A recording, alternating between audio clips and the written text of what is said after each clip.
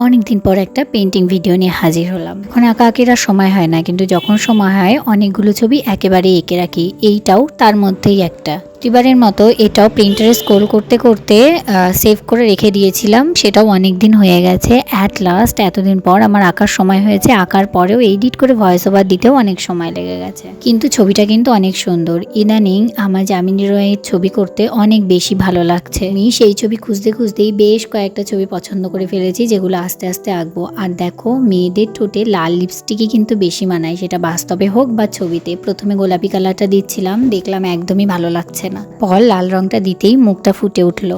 সাদামাটা জীবনকে চাইলেই তো আর পুরোপুরি রঙিন করা যায় না। সেই রং তুলি তো ভগবানের হাতে রয়েছে, কিন্তু আমাদের হাতে তো আমার এই ছবির রং তুলিটা রয়েছে। তাই আমি আমার সাদামাটা ছবিকে যতটা পারি নিজের মতো করে রঙিন করে তোলার চেষ্টা করি, যাতে আরো বেশি সুন্দর লাগে। সেই কারণেই একদম নর্মাল এই হলুদ শাড়িটা দেখতে লাগছিল বলে আমি তাতে একটু ডিজাইনও করে দিলাম। তাতে একটু বেশি ভালো লাগছে কিনা তোমরাই বলো।